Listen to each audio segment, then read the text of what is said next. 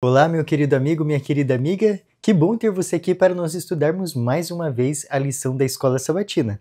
E a nossa lição desse trimestre é o livro de Êxodo, tá? Então a gente já está quase acabando. Nós já estamos na lição 11 e temos 13 lições. Então é bom que você já se prepare para o próximo trimestre, que é o último trimestre do ano de 2025.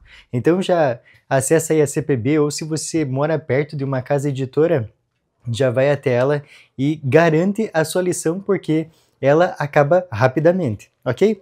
Então, antes de a gente começar, vamos fazer uma oração? Querido Pai que estás nos céus, muito obrigado por mais um estudo da sua palavra. Pedimos que o Senhor esteja conosco para que seja o nosso guia. É isso que te pedimos e te rogamos, em nome de Jesus. Amém.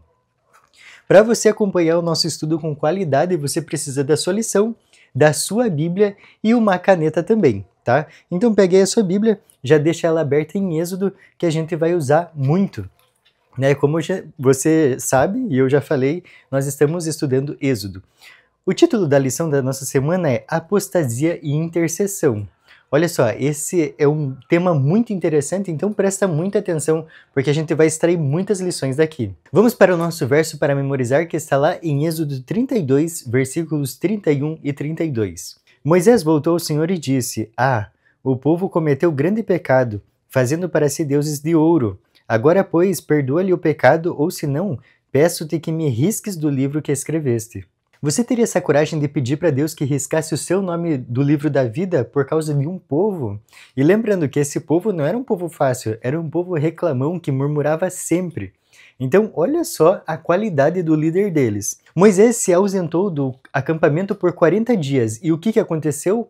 O povo caiu em idolatria. E aí vem a pergunta: depois de tantos sinais e milagres, como esse povo pôde fazer isso? Essa é uma pergunta muito interessante de a gente tentar responder, porque lembram que eu já falei que a gente julga muito o povo de Israel, mas a gente não pode olhar essas histórias que a Bíblia traz para nós num tom julgador. A gente tem que tentar entender essa história num tom reflexivo, porque a gente também faz isso. Deus faz tantos e tantos milagres, opera tantos sinais nas nossas vidas, já salvou nós de tantas formas, e mesmo assim a gente vive caindo. Então aqui, quando traz a pergunta: depois de tantos sinais e milagres, como eles puderam fazer isso? Como nós podemos fazer isso também? Né? Deus se mostrando tão genuinamente presente na nossa vida. Então, como eu disse, é para nós refletirmos, não é para nós julgarmos, porque julgar só cabe a Deus, ok? Agora vem uma série de perguntas bem interessantes para a gente direcionar o nosso estudo. Olha só. Será que eles não compreendiam o que eles estavam vivendo? Ou será que os desejos pecaminosos deles eram tão altos que eles se esqueciam de Deus? Outra pergunta: será que eles achavam que eles mereciam tudo aquilo? Ou será que eles tinham uma mentalidade pecaminosa? Ou também, será que era culpa da liderança, que seria uma liderança fracassada? Então essas são algumas perguntas que a gente vai responder ao longo do nosso estudo. Vamos para a nossa parte de domingo, que vai dizer literalmente isso: liderança fracassada. Quando eu li esse título aqui, eu já lembrei de Eli e seus filhos, Ofni e Finéias. Você já ouviu essa história? Essa história a gente pode trabalhar ela algum dia aqui de forma mais detalhada, porque ela é bem interessante. Eli não soube criar os filhos dele, deixou muito à vontade e aí foi no que deu, eles viraram homens perversos.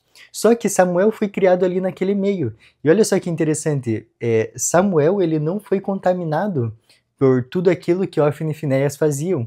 Então, olha só que interessante, mesmo num lugar extremamente ruim, você pode ser extremamente bom. Deus chamou Moisés para passar 40 dias e 40 noites com ele no monte. E olha só, esse tempo ele é relativo, porque para quem está vivendo esse tempo, passa tranquilamente, mas para quem está esperando esse tempo, passa se arrastando. E aqui é interessante que o líder ausente foi o suficiente para o povo se corromper. Então olha só como eles não tinham uma firmeza em Deus. E aqui é uma lição para a gente refletir também. Será que quando o nosso líder não está bem, ou o nosso pastor não está bem, isso desmorona a nossa fé? É sinal que a nossa fé depende de alguém humano, ou depende das circunstâncias, das situações, não depende de Deus.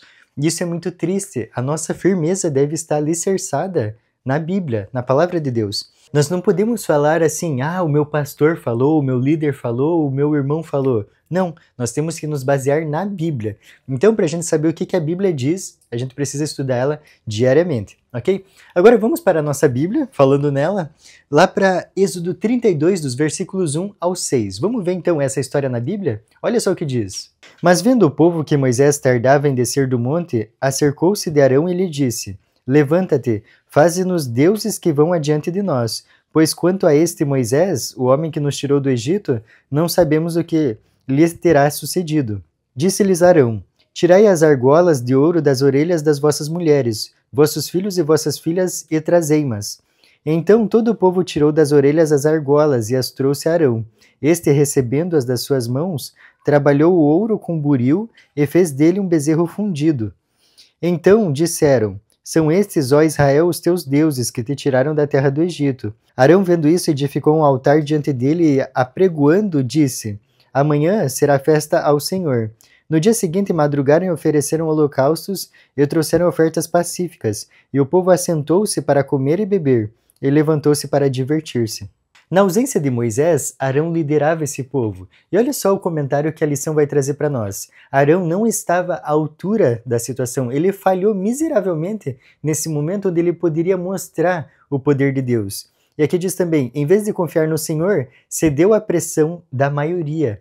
E olha só, para nós é muito fácil julgar, Arão deveria ter feito tal coisa. Mas quantas vezes você ou eu já cedemos à pressão?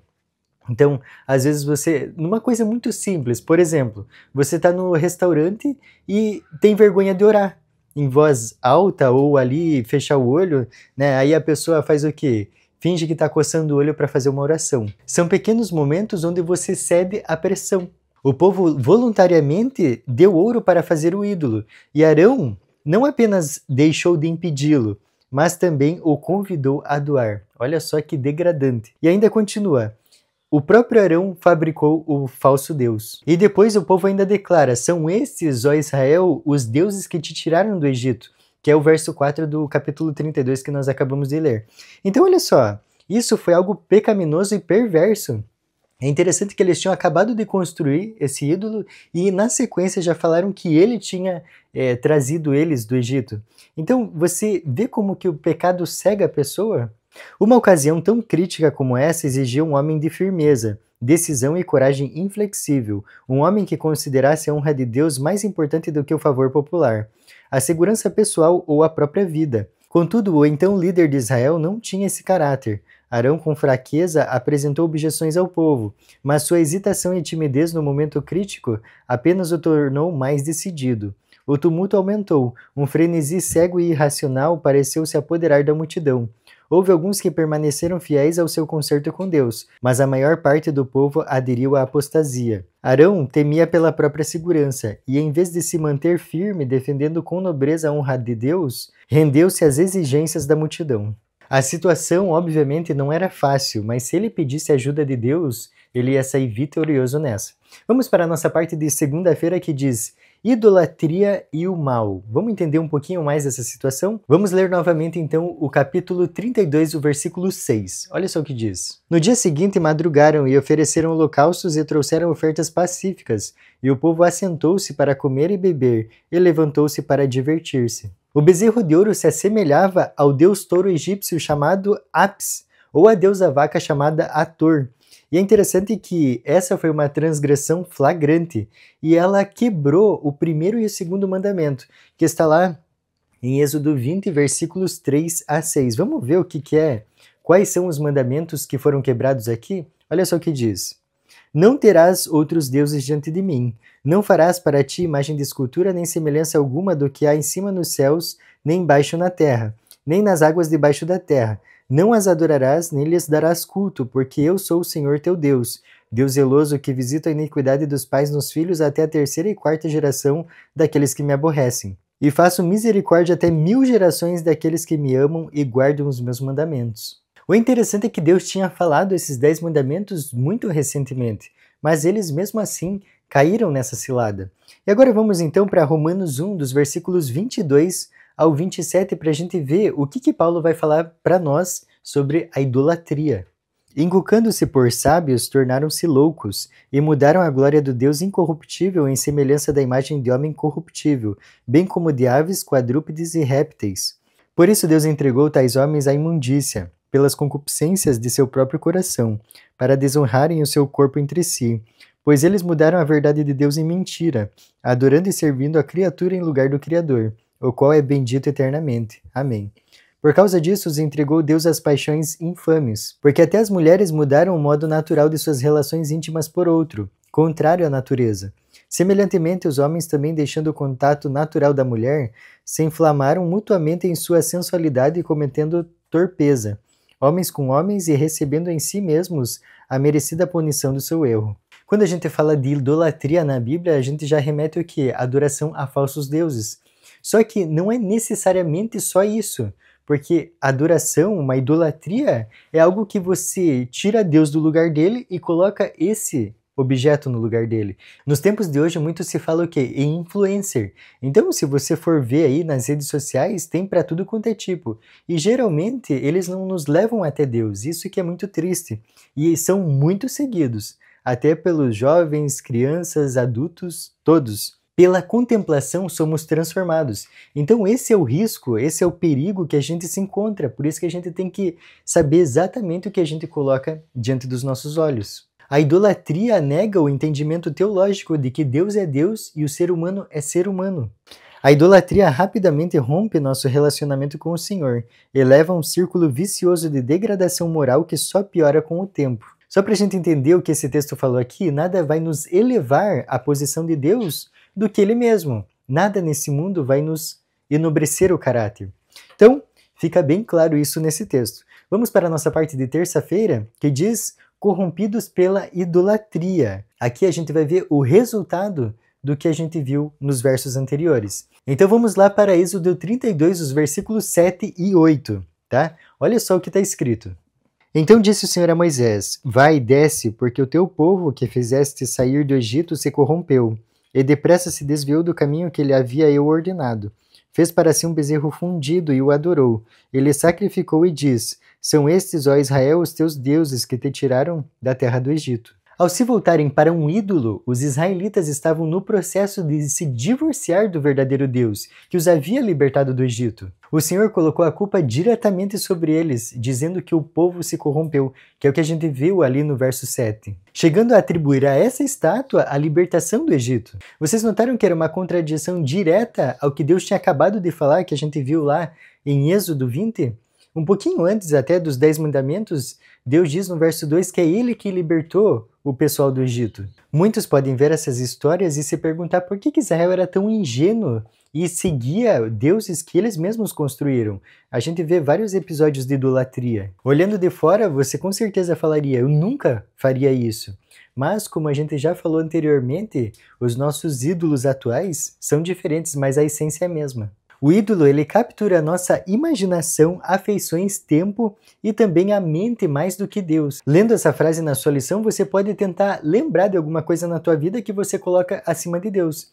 Às vezes podem ser coisas simples, como o teu próprio filho, às vezes o celular, às vezes uma celebridade, um influencer. Qualquer coisa que tire Deus da posição de primeiro lugar na sua vida é o que está ocupando o primeiro lugar. Se o Senhor não estiver no centro da sua vida, com certeza outra coisa vai estar no lugar dele. Isso que traz aqui a nossa lição. E é interessante que nesse penúltimo parágrafo aqui você pode ver uma lista enorme de itens que podem ocupar o lugar de Deus. Somos muito criativos e inventivos a esse respeito. Podemos transformar qualquer coisa que seja boa, bonita e importante em um ídolo. A idolatria é extremamente perigosa, porque transforma a nossa personalidade, maneira de pensar, afeições e vida social. Ela muda a nossa identidade e substitui relacionamentos pessoais verdadeiros por interações vazias.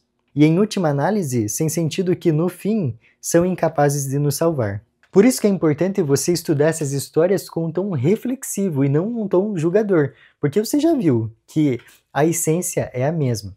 Vamos para a nossa parte de quarta-feira que diz a justa ira de Deus. Aqui a gente vai finalizar esse capítulo 32. Por isso eu gostaria de ler com você verso a verso e aí a gente vai pontuando, tá? Os primeiros versos que nós vamos ler é o 9 e 10.